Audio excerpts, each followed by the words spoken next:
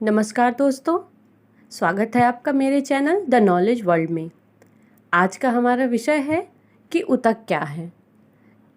आइए आज हम इसी के बारे में जानते हैं कि ऊतक क्या है, ये कितने प्रकार के होते हैं और इनका कार्य क्या है। समान रचना व उत्पत्ति वाली कोशिकाओं का ऐसा समूह जिनके द्वारा विशिष्ट कार्य संपन्न किए जाते हैं ऊतक कहलाते हैं।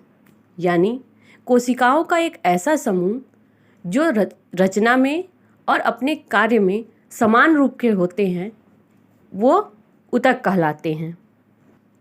ऊतक दो प्रकार के होते हैं, पादप ऊतक और जंतु ऊतक। दोनों में अलग अलग प्रकार के ऊतक होते हैं। तो आइए हम सबसे पहले जानते हैं कि पादप ऊतक क्या होते हैं, यानी पौधों में ऊतक किस प्रकार होते हैं और वो किस प्रकार उनमें कार्य करते हैं।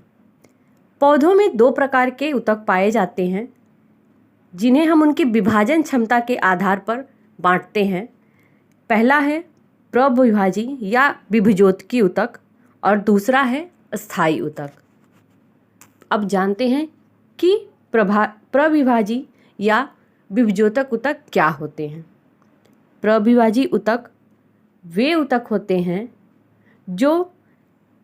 जिनमें लगातार विभाजन होता रहता है, या ये पौधों के जड़ में तथा तने की कलिकाओं में शीर्ष भाग में यानी ऊपर के भाग में होते हैं और इनमें निरंतर विभाजन होता रहता है। इसीलिए इसे प्रविभाजी या विभुजोतक ऊतक भी कहा जाता है। दूसरा है अस्थायी ऊतक।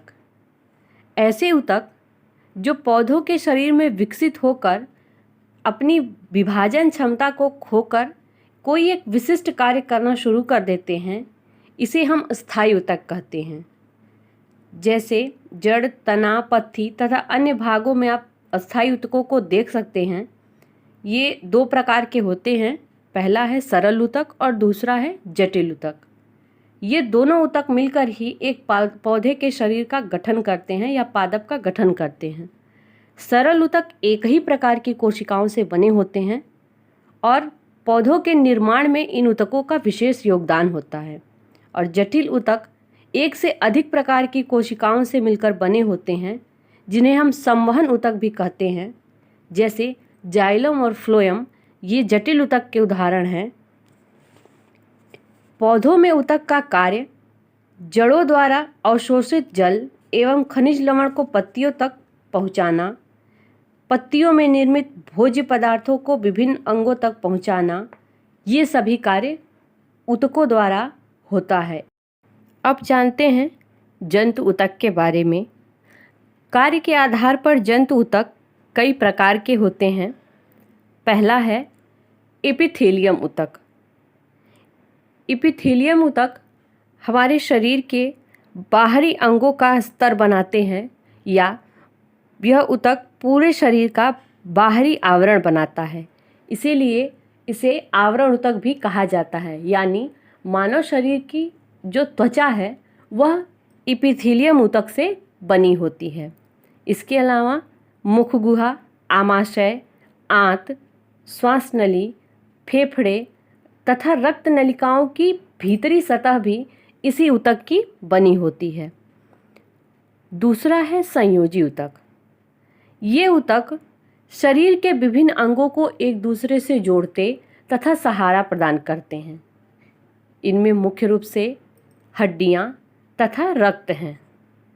संयोजी ऊतक शरीर के विभिन्न अंगों को एक दूसरे से तथा एक ऊतक को दूसरे ऊतक से जोड़ने में मदद करते हैं। ये ऊतकों के बीच के स्थानों को भरने, दृढ़ता प्रदान करने में भी सहायक होते हैं। इनमें कई प्रकार के होते हैं संयोजी ऊतक। पहला है अंतरालीय ऊतक, जो त्वचा के नीचे, पेशियों के बीच बीच में तथा रक्त वाहिनियों एवं तंत्रिकाओं के चारों ओर पाए जाते हैं। दूसरा है अस्थि तथा उपास्थि, यानी हड्डियां तथा उपास्थियां। अस्थि सबसे कठोर ऊतक है। इसमें कैल्शियम तथा खनिज पाया जाता है जिससे इसमें दृढ़ता आ जाती है। यह हमारे शरीर को एक ढांचा प्रदान करता है, जबकि उपास्थि लचीला होता है, जैसे हमारा कान का बाहरी हिस्सा जो कि उपास्थि से बना होता है और यह लचीला होता है। तीसरा है रक्त। रक्त एकमात्र ऐसा ऊतक है जो तरल अवस्था में होता है और इसीलिए हम इसे तरल संयोजी ऊतक कहते हैं। तीसरा है पेशी ऊतक। हमारे शरीर में कुछ विशेष कोशिकाएं होती हैं जिन्हें पेशी कोशिका कहते हैं और इन कोशिकाओं का समूह ही पेशी ऊतक बनाते हैं। पेशी ऊतक हमारे शरीर को गति प्रदान करने में सहायक होते हैं। पेशीय ऊतक दो प्रकार के होते हैं। पहला है ऐच्छिक पेशी और दूसरा है अनैच्छिक पेशियाँ।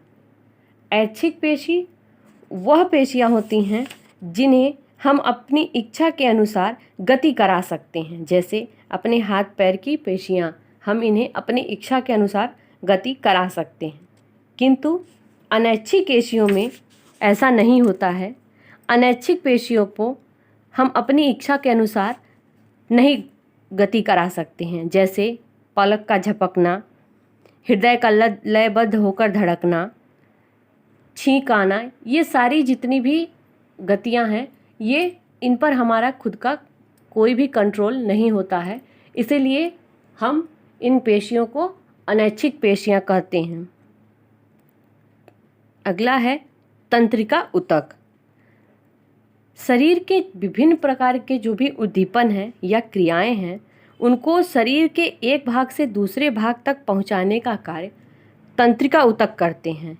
ये शरीर के विभिन्न अंगों के कार्यों में एक समन्वय स्थापित करते हैं और शरीर की क्रियाविधि को सुचारू रूप से चलाने के लिए इनका बहुत ही महत्वपूर्ण योगदान होता है।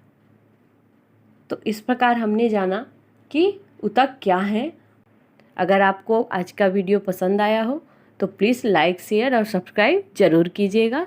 तब तक के लिए नमस्कार।